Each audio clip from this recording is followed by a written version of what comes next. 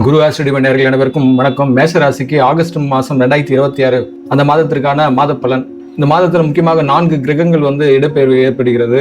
August 20, 21ஆம் தேதியெல்லாம் பார்த்தீங்கன்னா சந்திராஷ்டமம். உங்கள் ராசியிலிருந்து 8ஆம் இடத்துல விருச்சிகத்தில் சந்திரன் இருக்கிறதுனால சந்திராஷ்டமம். அங்கே உங்களுக்கு 7 வருஷங்களில் வரை சனியும் நடைபெற்றுக் கொண்டிருக்கிறதுனால முக்கியமான விஷயங்கள்லாம் அந்த வீடியோவில் இந்த மாதத்துக்கான மேஷ ராசிக்கு அஸ்வினி பரணி கார்த்திகை இந்த 3 நட்சத்திரத்துக்கு தனித்தனியாக பலனும் இந்த மாதத்துக்கான அதாவது ஆகஸ்ட் மாதத்துக்கான பலனும் மேஷ ராசிக்கு சேர்த்து சொல்கின்ற இந்த காணொலியை முழுசா பாருங்கள். முக்கியமான திருப்பம் கொண்ட மாதமாக இருக்கும். இதுவரை நம்ம சேனலுக்கு நீங்க சப்ஸ்கிரைப் செய்யலாம், சப்ஸ்கிரைப் செய்து கொள்ளுங்கள். இந்த அடிப்படையில் பார்க்கும்போது மேஷ ராசிக்கு ஆகஸ்ட் மாசம் பலன் எது போல இருக்குன்ற கிரக நிலையில நம்ம ஆராயும் பொழுது 12ஆம் இடத்துல மீனத்துல பாத்தீங்கன்னா அதே சனி இருக்கு, ரேவதி நட்சத்திரம் அமர்ந்திருக்கு. அது 7 வருட சனியின் விரை சனியாக உங்களுக்கு தொடர்ந்து கொண்டிருக்கின்றது. அந்த 4 கிரகத்துல முக்கியமான ஒரு கலசரஸ்காரனா சுக்கிரன் ஆகஸ்ட் 1ஆம் தேதியே உங்க வீட்டுல இருந்து 5ஆம் இடத்துல சிம்மத்துல கேதுவுடன் இவ்வளவு நாளா இருந்த சுக்கிரன் ஆகஸ்ட் 1ஆம் தேதி உங்க 6ஆம் இடமான கன்னிக்கு இடப்பெயர்வு ஏற்படுவதனால அங்க சுக்கிரன் நீச்சம் நிலை அடைகின்றது. இதுக்கு அடுத்து பாத்தீங்கன்னா செவ்வாய் உங்க ராசியிலே 1.5 மாதமாக இருந்த செவ்வாய் ஆகஸ்ட் 2ஆம் தேதி உங்க மேஷ ராசியிலிருந்து 3ஆம் இடம் மிதுனத்துக்கு இடப்பெயர்வு ஏற்படுகிறது. இது உங்களுக்கான தைரியத்தை குறிக்கிற இடமாகும். இதுக்கப்புறம் பாத்தீங்கன்னா புதன் ஆகஸ்ட் 5ஆம் தேதி புதன் பாத்தீங்கன்னா கடக ராசிக்கு இடப்பெயர்வு. சொந்த வீட்டிலேயே உள்ள இருந்த புதன் ஆகஸ்ட் 5ஆம் தேதி கடக ராசிக்கு இடப்பெயர்வு ஏற்படுகிறது. சூரியன் பாத்தீங்கன்னா 17ஆம் தேதி சிம்ம ராசி கடகத்திலிருந்து சிம்மத்துக்கு இடப்பெயர்வு. இதுதான் மிக முக்கியமாக 4 கிரகங்கள் இந்த மாதத்துல உங்க ராசிக்கு இடப்பெயர்வு ஏற்படும் கிரகங்கள். வழக்கமாக குரு கேது உங்க வீட்டுல 5ஆம் இடத்துல சிம்மத்திலேயே இருக்கு. அதை 17ஆம் தேதி சூரியனும் அதோட சேர்ந்துரும். ராகு பாத்தீங்கன்னா உங்க வீட்டுல இருந்து 11ஆம் இடத்துல லாபஸ்தானத்துல இருக்கின்றது, தனஸ்தானத்துல. குரு உங்க வீட்டுல இருந்து 4ஆம் இடம். இதெல்லாம் முக்கியமான கிரகங்கள், இதெல்லாம் வருட கிரகங்கள். இந்த அடிப்படையில் தான் உங்களுடைய கிரக சாரங்கள் உங்க கட்டத்துல இருப்பதா இருக்கின்றது. இது ஒரு பொது பலன் தான். முழுமையான பலன் உங்க பிறப்பு ஜாதக அடிப்படையில தான் தெரிய வரும். முழுமையான பலன் சார்ந்த ஜாதகம் தெரிந்து கொள்ள வீடியோல இருக்க வாட்ஸ்அப் எண்ணை தொடர்பு கொள்ளுங்கள். மிக குறைந்த கட்டணத்தில் தங்கள் ஜாதக பலனை தெரிவிக்கின்றன. அது இல்லாம உங்களுடைய பிறப்பு ஜாதக அடிப்படையில அந்த வருட பலனும் சொல்கின்றேன். அதாவது நீங்க மேஷராசின்னா பொதுவாக வருட பலன் சொல்றது அது 20%, 10% தான் இருக்கும். ஆனா உங்க பிறப்பு ஜாதக அடிப்படையில வருட பலனை துல்லியமாக கணித்து சொல்லும் போது அது 90% உங்களுக்கு உங்களுடைய பலன் மிக நெருங்கி வரும். அந்த பலனை சொல்கின்ற மிக குறைந்த கட்டத்தில் வீடியோல இருக்கும் வாட்ஸ்அப் பண்ணி தொடர்பு கொள்ளுங்கள். இந்த அடிப்படையில் போகும்போது 7 வருட சனி விரைய சனி அதன் தாக்கம் நீங்க நன்றாகவே உணர்ந்திருப்பீங்க. குரு பார்வை இருக்கிறதுனால பெரிதளவுக்கு இப்போ பிரச்சனை ஓரளவு கம்மியா இருக்கும். இருந்து தேவையற்ற அலைச்சல், திட்டமிடாத சுப விரயங்கள் இதெல்லாம் இப்ப இருக்க சூழல அதிகரிக்கும். முன்னாடி சுப விரயங்கள் தேவையில்லாத விரயமா தான் இருந்திருக்கும். அதேதான் தூக்கமின்மை சரியா முதல்ல விட இப்போ ஓரளவுக்கு பரவாயில்ல. அதுக்கடுத்து வெளிநாட்டு பயணங்கள், வெளிமாநில வெளியூர் பயணங்கள் இது ஒரு வாய்ப்பு இருப்பதாக தான் இருக்கும். இந்த 7 வருட சனி காலத்துல கவனிக்க வேண்டிய முக்கியமான விஷயங்கள் பாத்தீங்கன்னா முதலீடுகள் அதீத கவனம் தேவையா இருக்கு. அதாவது ரொம்ப அதிகப்படியான முதலீடுல இது பண்றது ரொம்ப ரிஸ்க் எடுக்கிறது ரொம்ப ஆபத்து. 2வது பெரிய கடன் வாங்குறது, மற்றவங்களுக்கு ஜாமீன் கேட்டு போறதெல்லாம் தவிர்த்து கொள்ளுங்கள். அந்த 7 வருட சனிக்கெல்லாம் பொதுவாக கடைபிடிக்கிறது குரு பார்வை இருக்கிறதுனால பெரிதாலாம் கெடுபலன்லாம் ஏற்படாது. இதை நீங்க நம்பலாம். முக்கியமா ஒவ்வொரு நாளும் சந்திரனுடைய இடப்பெயர்வு ஏற்படுத்த கிரகங்களுடைய தன்மை கொண்டுதான் மாற்றம் ஏற்படுவதா இருக்கும்.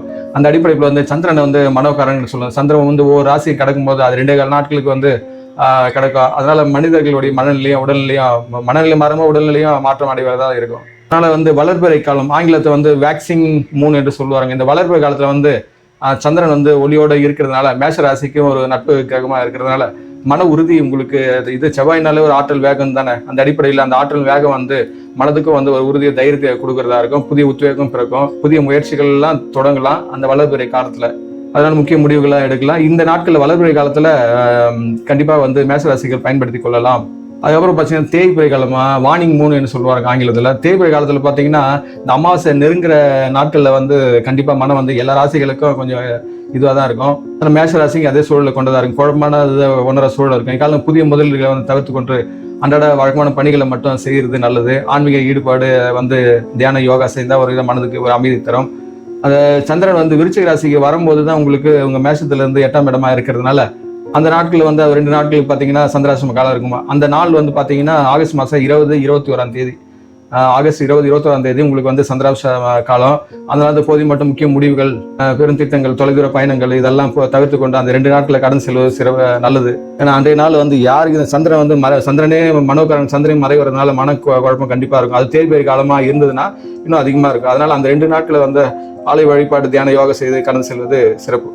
இந்த அடிப்படையில் பார்க்கும்போது மேஷ ராசியுடைய அதிபதி பார்த்தீங்கன்னா செவ்வாய். அந்த செவ்வாய் வந்து உங்க வீட்டுல இருந்து 2ஆம் வீட்டுல இருக்கு.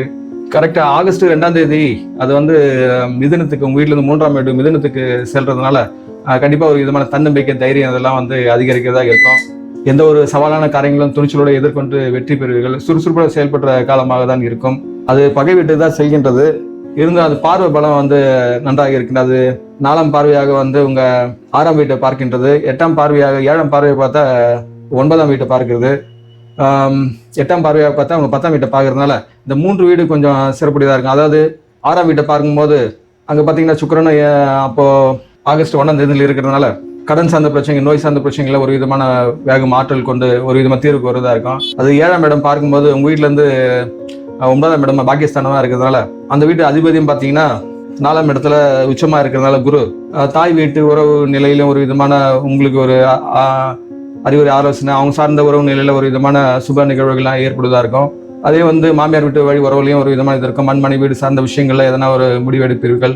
அது 8ஆம் வீட்டை பார்க்கும்போது அது உங்களுக்கு வந்து 10ஆம் இடம் தொழில் சார்ந்த விஷயங்கள்ல சிவில் சர்வீஸ், போலீஸ் துறை சார்ந்தவங்க, ராணுவ துறை சார்ந்தவங்க, real estate, civil engineer, contractor, civil contractor, மருத்துவத்துறையில், ஆராய்ச்சி துறையில இருக்கவங்க, அறுவை சிகிச்சை நிபுணர்கள், இவங்கெல்லாம் வந்து ஒரு சிறப்பான காலகட்டமா இருக்கு. ஏன்னா வந்து அந்த இடத்த வந்து குரு பார்க்கறதுனால தொழில் ரீதியான உங்களுக்கு வந்து விஷயங்கள் வந்து வேகம் எடுக்கிறதா இருக்கும்.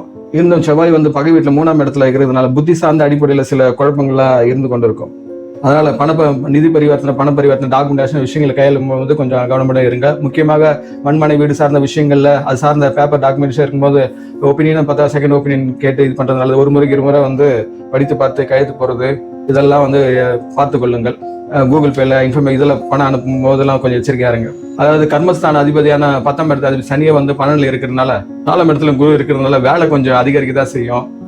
வெளிநாடு, வெளியூர் சார்ந்த தொழில் முயற்சி நல்ல லாபத்தை கொடுப்பதா இருக்கும். ஆகஸ்ட் 17 பிறகு வந்து பூர்வ புண்ணிய ஸ்தானத்துக்கு வந்து சூரியன் வந்து செல்வதால் வந்து அரசு தொடர்பான வேலைகள் மற்றும் காரியங்கள்லாம் வந்து ஒரு விதமான அனுகூலம் உண்டாகும். தனக்காரனுக்கான 2வது சுக்கிரன் வந்து 6ல மறைகிறதுனால பொருளாதார ரீதியாக வந்து கொஞ்சம் சவாலான காலகட்டம் குறிக்கிறதா இருக்கு. வரவு மீறிய செலவுகள்லாம் வந்து ஏற்படலாம். ஆடம்பர செலவுகளை குறைச்சு சேமிப்புல கொஞ்சம் கவனம் எடுத்துக்கொள்ளுங்கள். ஏன்னா வந்து பாத்தீங்கன்னா 11ல வந்து ராகு வந்து இருக்கிறதுனால எதிர்பாராத தனவரவு கொடுத்து உங்களை வந்து ஓரளவுக்கு பேலன்ஸ் செய்யறதா இருக்கும். 6ஆம் இடத்துல பாத்தீங்கன்னா ஆகஸ்ட் 1ஆம் தேதியே வந்து சுக்கிரன் வந்து 6ஆம் இடத்துக்கு வந்துருக்கனால 6ல வந்து சுக்கிரன் மறைவது தாம்பத்திய சந்தோஷம், கணவன் மனைவி சின்ன கிளாஷ் இதெல்லாம் ஏற்படுறதா இருக்கும். அதாவது சில விஷயங்கள், கருத்து வேறுபாடு விஷயங்களை சில விட்டு கொடுத்து செல்வது நல்லது. இது குடும்ப அமைதி ஓரளவுக்கு உங்களுக்கு காப்பதா இருக்கும். 4ஆம் இடத்துல புதன் மற்றும் குரு இருக்கிறதுனால தாய் வழி உறவுகள் வந்து உங்களுக்கு நன்மை உண்டாக்குவதாக இருக்கும்.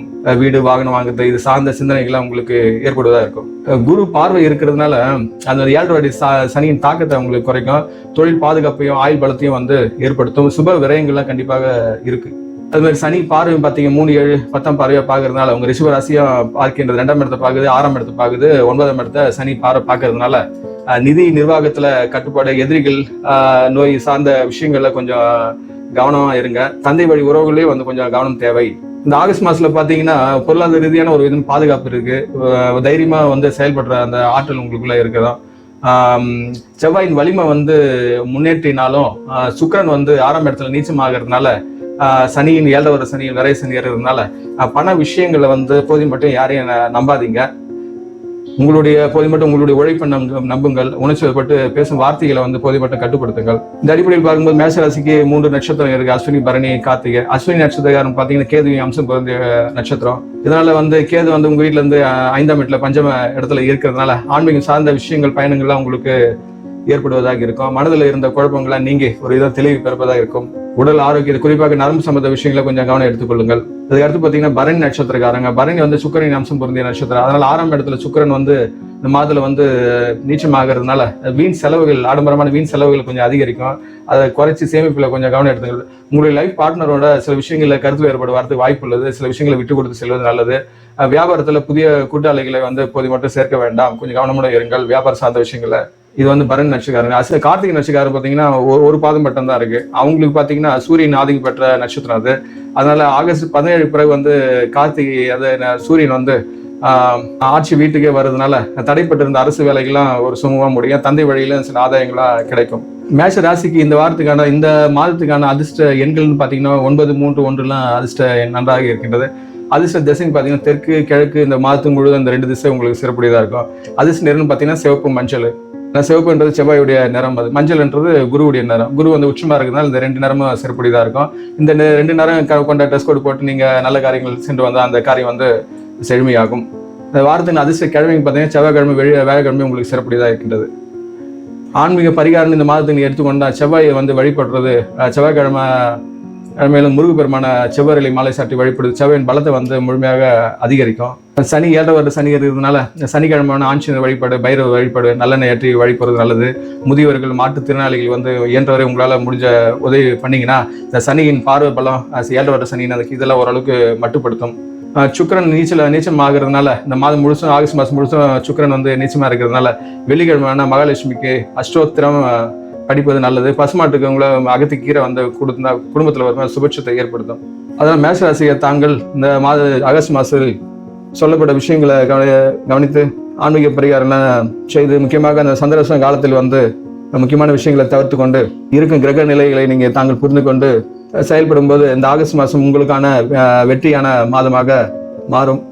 அதனால் மேஷராசியை தாங்கள் வாழ்வில் அனைத்துள்ள வளங்களும் பெற்று சிறப்புடன் வாழ எல்லாம் அந்த இறைசக்தியை நான் பிரார்த்திக்கின்றேன். தாங்களும் தங்கள் அன்பு குடும்பம் வாழ்க வளமுடன்.